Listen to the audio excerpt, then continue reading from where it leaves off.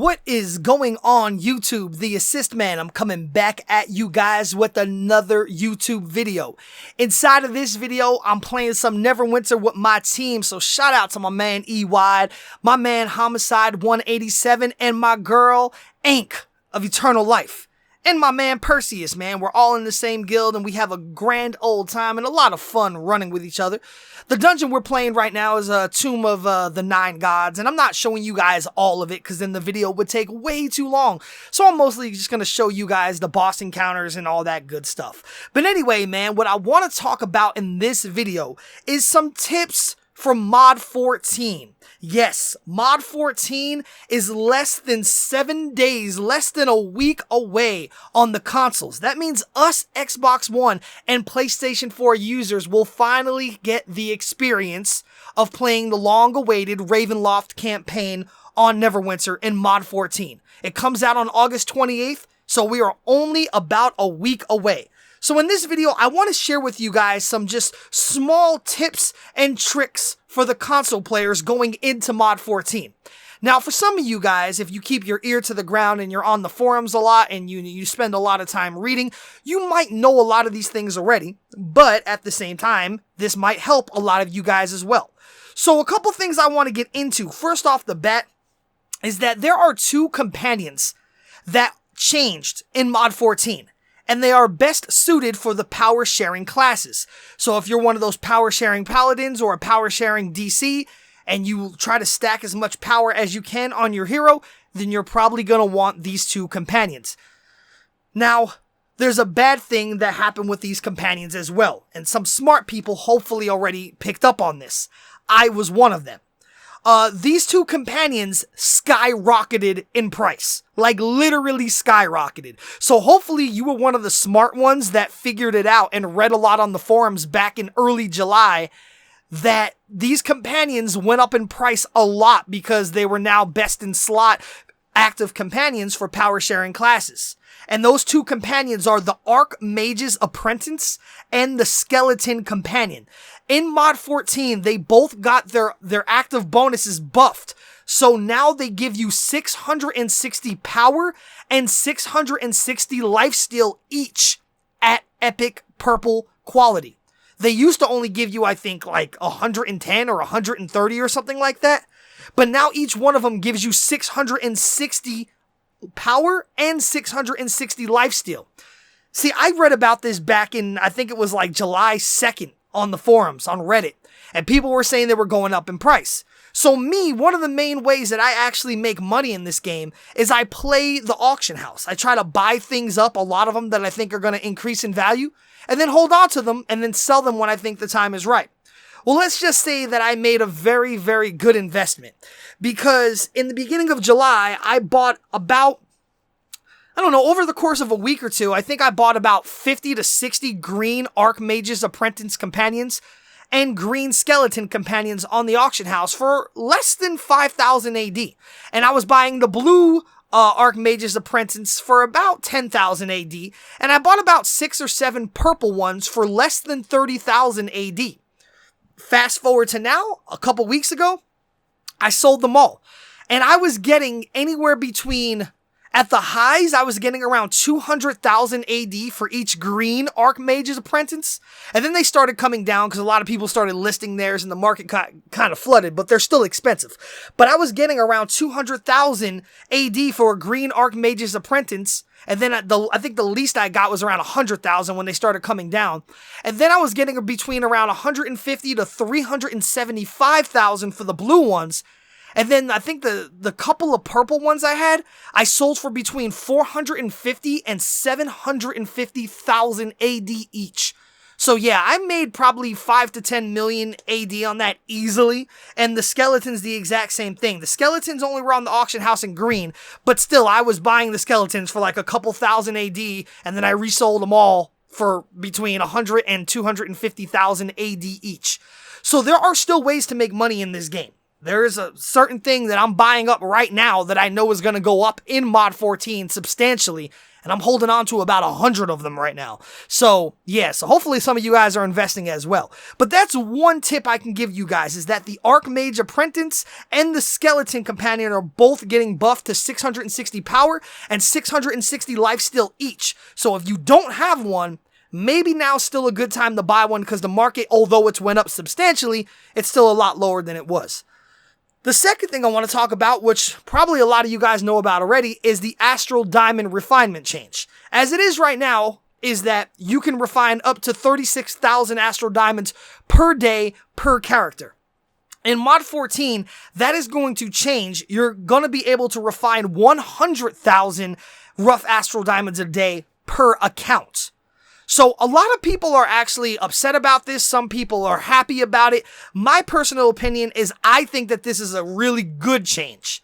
See, I don't have an alt army. I don't run 20 different characters farming AD all the time. I don't enjoy playing on my alts because I don't enjoy playing on my alts. I want to play on my main guy because that's who I like playing. I'm playing on my Trickster Rogue, and that's the class I chose in the game, and that's what I want to play on. So I don't want to have to take my time and spend hours a day running random queues and random dungeons with my 6 other characters just to try to get Astral Diamonds. So for some people, they're going to be happy about the change, and I'm one of them. Because now I could just farm a bunch of dungeons and get 100,000 rough AD a day and get an extra 100,000 Astral Diamonds a day. Instead of me having to go on 6 different characters and run random queues and waste 2 to 3 hours and do all that crap, now I don't have to do it. So some people, think it's a good change to the game. Others think it's a bad and it's a terrible change to the game. Me personally, I will find myself enjoying the game more than I'm playing on the character that I actually want to play on. So, that's my opinion on that. Leave your opinion down below in the comments. The next thing I want to talk about is that when you start the Ravenloft campaign, you actually get a full set of gear. Now, although this gear is blue quality, it is actually some of the best gear in the game. Specifically, the armor piece will give you 5% increased damage against the undead. And mostly every single thing in Mod 14 is undead. So, when you get this blue gear, when you first start the campaign, do not discard it, because if you discard it or salvage it, you cannot ever get it back. So do not discard it. Even if you don't think at first, when you first get it, you'll use it, keep it in your bank, because you might just wind up using it, and if you discard it or salvage it, you can never get it back. And like I said, a lot of that blue gear is going to be very, very good to use come Mod 14. Another thing is when you first start off the Ravenloft campaign, you get a full set of gear like I just talked about, but you also get a set of rank 8 enchantments. Now the rank 8 enchantments you get are not bound, so which means they are not bound to account, they are not bound to character. You could actually use them yourself if you don't have rank 8 or higher enchantments. You can put them on a different character, or you could use them for refinement, or you could sell them on the auction house. Now, you get rank 8s the first time you run the campaign with your main hero. If you run the campaign with alts or other heroes, you don't get rank 8s, but you will get rank 6s. So you do get other enchantment stones as well, but they will be rank 6 enchantments. Another tip I want to give to you guys is that come the new mod in Mod 14, you want to have 100% armor penetration. Now, you're not going to need that 100% all the time, but you're going to need it in the new dungeon called Castle Ravenloft. So it's better just to have the 100% armor penetration just off the bat. So this way you don't have to worry about switching out enchantments and stuff like that. You want to make sure you get yourself to 100% armor penetration chance. You don't want to be over 100% because anything over 100% is not going to affect you at all, and it's a complete waste of stats. So get your armor penetration to 100%, not higher. Also in Mod 14, we get 2 new mounts that come into the game. One of them will be a legendary mount, the other one will be an epic mount. The legendary mount is called the Swarm, and I think it's one of the coolest looking mounts in the game because it's just like a bat swarm you go into. And the actual equip bonus for it as well might be the best in slot bonus in the game. That's up to you to decide.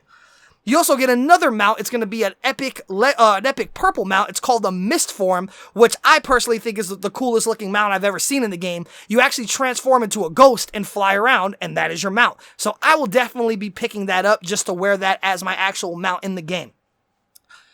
Come Mod 14, we will also be getting a brand new armor enchantment and a brand new weapon enchantment.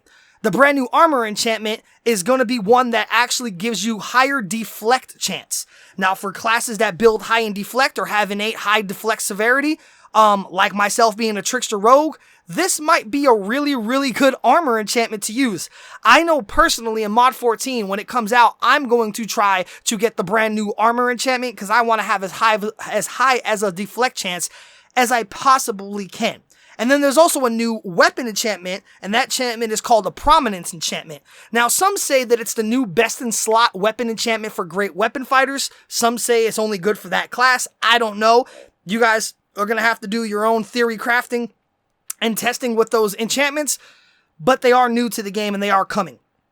Also in Mod 14, the new lockboxes will have a new companion pack that will drop companion gear up to rank 5. So no longer do you actually have to grind out the most boringest thing in the world, Illusionist Gambit gold runs. Now there will be companion packs in the game, and you can get +4s and +5s of everything you get in Illusionist Gambit in those packs, and they are not bound, so you can buy them and sell them on the auction house. So for all of you guys that were stuck with rank 2 or rank 3 companion gear, hopefully now you can be lucky enough to get some of those packs from the lockboxes, or just buy it from the auction house and gear up your companion the way it needs to be.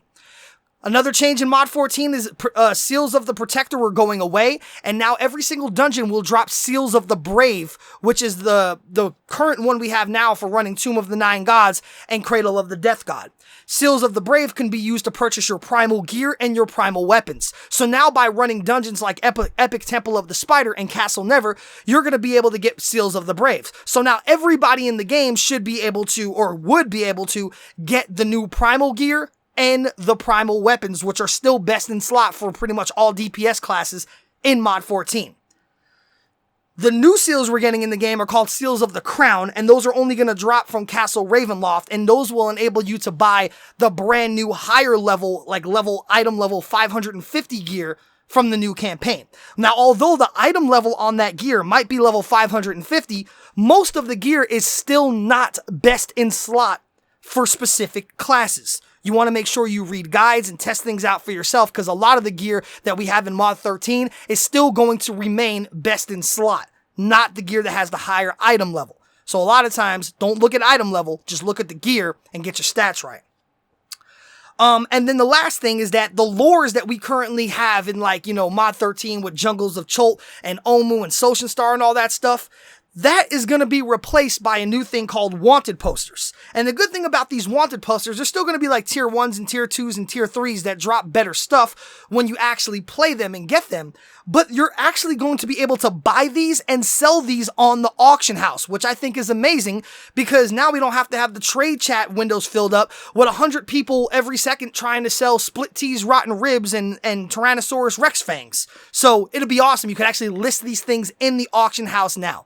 So that's just a couple of very, very basic tips for you guys heading into Mod 14 on the consoles on Xbox One and PlayStation 4. Hopefully some of the stuff in this video helped you. If you guys know any other tips that you would like to share, please leave a comment down below and let me know any other tips that you would like to contribute to the viewers as well and to the community that reads the comments that you think would be beneficial in Mod 14. If you guys did enjoy this video, please go ahead and hit that thumbs up like button. And if you have not subscribed to my channel, please go ahead and hit that subscribe button and tell your friends about me, man, so they can subscribe to my channel, they can view my videos, and then you can help a brother out. I'm really excited about playing Mod 14, and I cannot wait till next week. I don't know about you guys. So anyway, YouTube, this is the Assist Man, and until next time, I am out.